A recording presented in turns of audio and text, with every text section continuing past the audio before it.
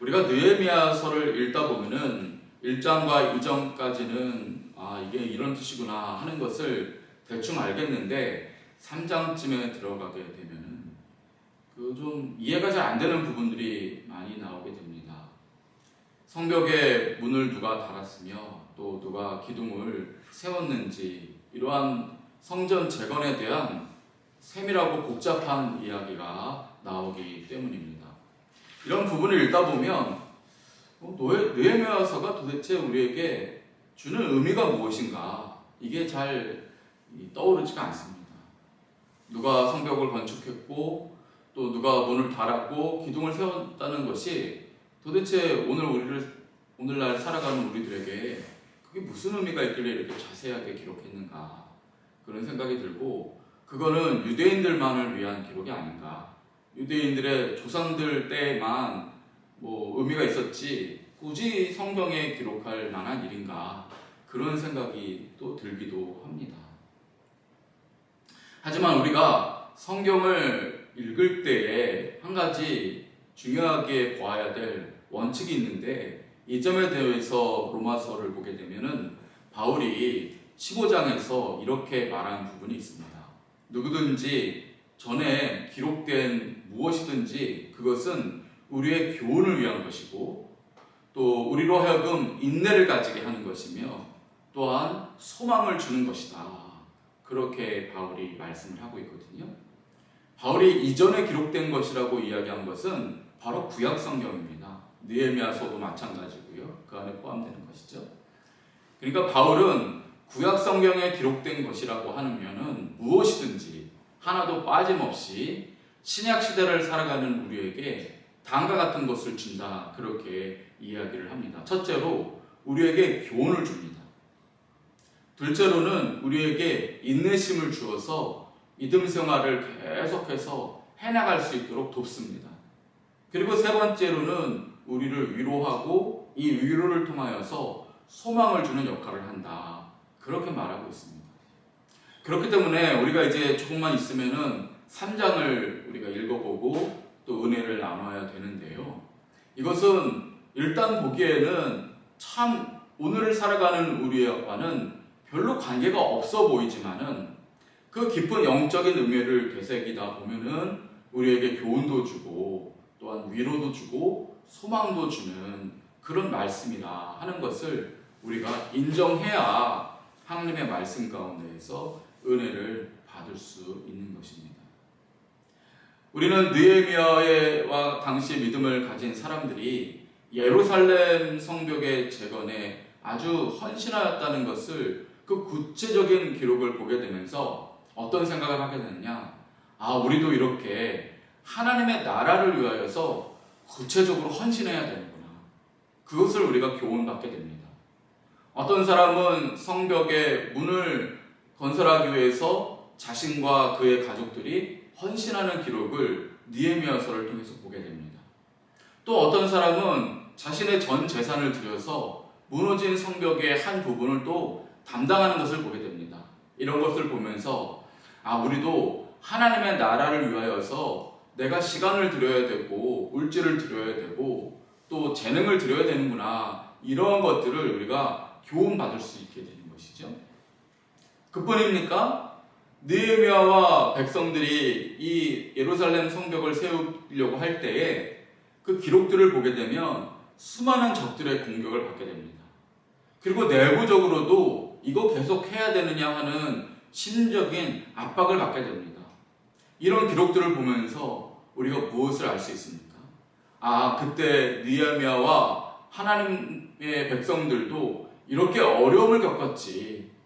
하나님의 나라를 위해서 산다는 것이 이렇게 수많은 어려움을 겪는 일이구나 하는 것을 우리도 알게 되면서 신앙생활에 인내심을 얻게 되는 것입니다. 그뿐입니까? 결국에는 성벽을 완성한 것을 보면서 우리도 주님의 나라를 우리의 삶 가운데서 이루어갈 수 있다는 그런 소망을 또한 얻기도 하는 것이지. 우리는 이 세상에서는 낡은 하늘 아래에서 살고 있습니다. 그리고 죄에 물든 땅에 발을 붙이고 살아가고 있습니다. 그런 가운데 주님께서는 우리를 선택하셨습니다. 믿음의 백성으로 선택하셨고 이 땅에서는 하나님 나라의 백성으로 살며 하나님 나라 건설의 일꾼으로 삼아 주신 것입니다. 그러므로 우리가 이 땅에서 하나님 나라를 건설해 가는 일에 일정 부분의 몫을 감당해야 하는 것입니다. 단지 마음으로만이 아니고 단지 기도하고 그냥 그치는 것이 아니라 실질적으로 느헤미야와 유다 백성들이 일정 부분 예루살렘 성벽 건설을 통하여서 하나님 나라의 그 작은 돌 하나를 세우고 올렸던 것처럼 우리도 인생 가운데서 하나님의 나라를 위하여서 수고하고 애써야 하는 것입니다. 이러한 일들이 죽음 이후에 영원히 거할 새하늘, 지금 우리가 사는 하늘은 낡은 하늘이지만은 우리가 죽음 이후에 거하게 될 하늘은 새하늘이지 않습니까? 그리고 새하늘과 새 땅에서의 삶에 대한 예행 연습이 되는 것이죠. 성경이 뭐라고 말씀합니까? 예를 들면 마태복음 6장 20절 같은 경우를 보게 되면 예수님께서 이런 말씀을 하십니다. 오직 너희를 위하여 보물을 하늘에 쌓아두라. 그렇게 말씀하십니다. 거기는 좀이나 동록이 해하지 못하고 도둑이 구멍을 뚫지도 못하고 도둑질도 못한다. 그런 말씀을 하십니다. 이 말씀이 무엇입니까? 우리가 이 낡은 하늘 아래서 낡고 죄악으로 물든 이 땅에서 살아가지만은 어떻게 물질 생활하느냐, 그거에 따라서 이 세상에서의 물질 생활이 곧 저 새하늘과 새 땅에서의 우리의 살아갈 물질을 예배하는 것이 된다.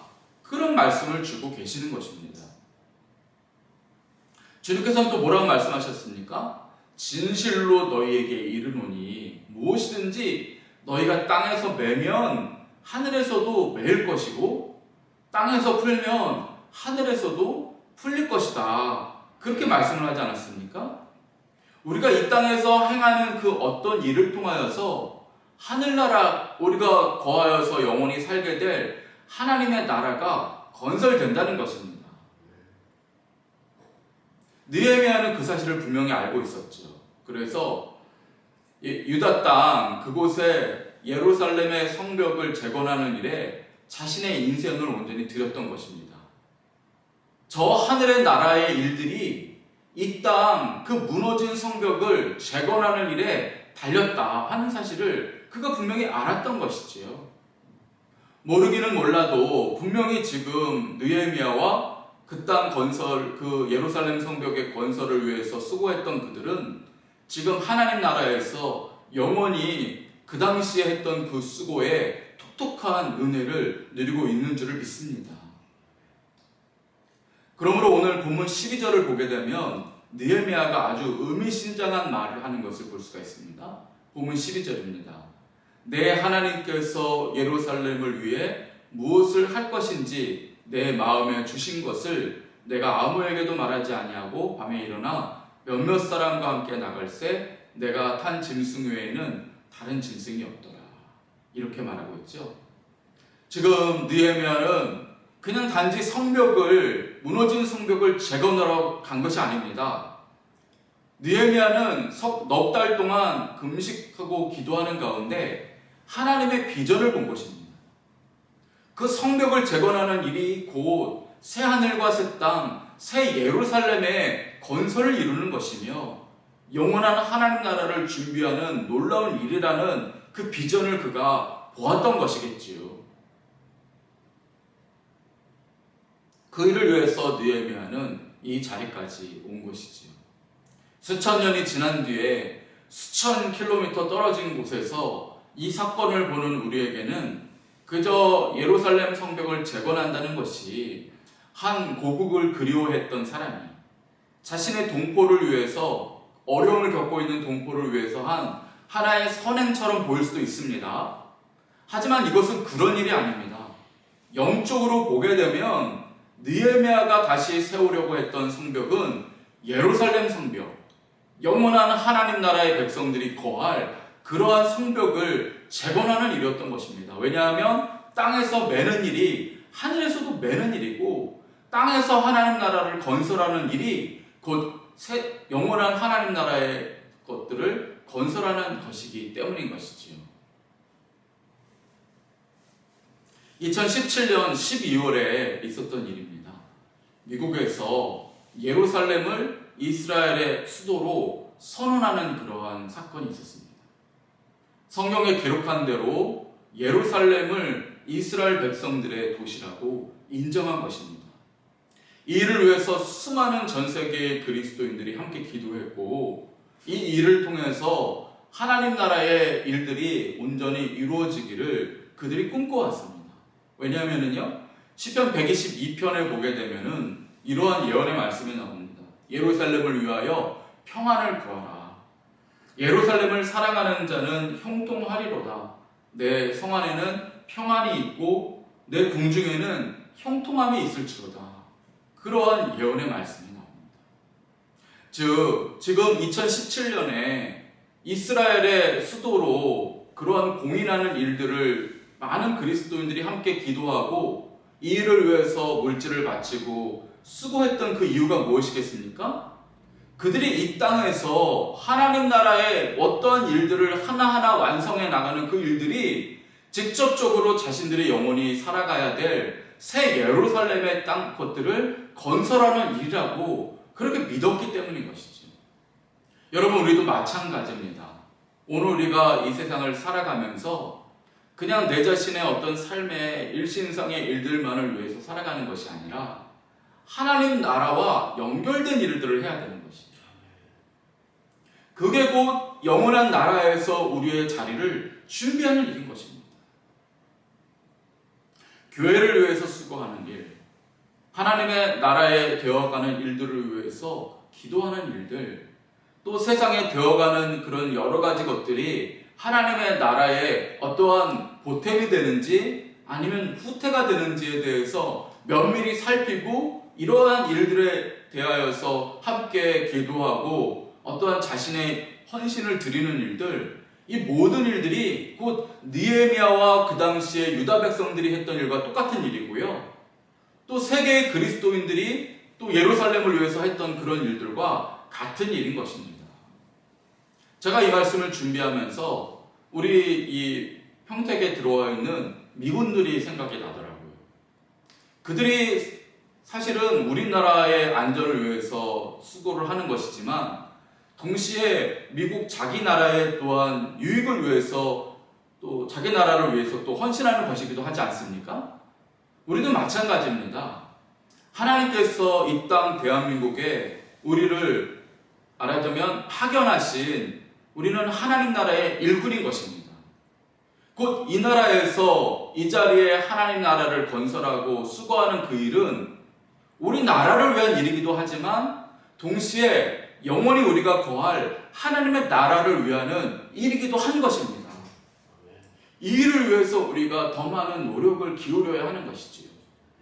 내 인생만을 위해서 달려가는 삶이 아니라 날이 갈수록 하나님의 나라를 위해서 더 기도하고 더 수고하는 그런 삶으로 우리의 인생 계획을 조정하고 그렇게 물질과 시간과 수고를 더욱더 드리는 일, 그 일이 30배, 60배, 100배의 결실을 얻는 일이며 영원히 은혜를 받는 그런 비결이 되는 것인 줄을 믿습니다. 예루살렘 성, 새 예루살렘 성에 대해서 요한계시록 21장이 말씀을 하고 있는데 잠시 소개드리고 말씀을 마치겠습니다. 우선 그 새 예루살렘 성 안에는 성전이 없다, 그렇게 요한계시록이 말씀합니다. 성 안에서 내가 성전을 보지 못하였으니 이는 주 하나님께서, 전능하신 주 하나님께서, 그리고 어린 양이 그 성전이 되시기 때문이라, 그렇게 말씀하고 있습니다. 그러니까 우리가 가야 되는 이 새 예루살렘 성, 저와 여러분들이 이제 죽으면 가게 되는 새 예루살렘 성 안에는요, 성전이 없다는 것입니다. 왜냐하면 우리 하나님께서 직접 성전이 되시기 때문이지. 예수님께서 우리와 직접 함께 하시기 때문에 성전이 필요 없습니다. 예루살렘 성 자체가 성전이 되는 것이기 때문이지요. 또 우리가 가게 될 그 예루살렘 성 안에는 해나 달이 없다고 합니다.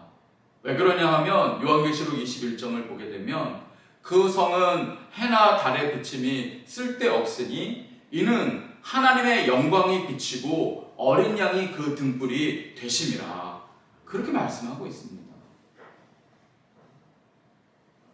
오늘 우리가 그러한 새 예루살렘 성을 위하여서 헌신하는 삶을 살아야 하는 것이죠. 요한계시록 21장 24절을 보면 이렇게 말씀하고 있습니다. 만국이 그 빛 가운데로 다니고 땅의 왕들이 자기 영광을 가지고 그리로 들어가리라. 아멘. 그렇습니다. 만국이 그 새 예루살렘 성으로 들어가게 된다는 것입니다. 만국이란 말이 무엇입니까?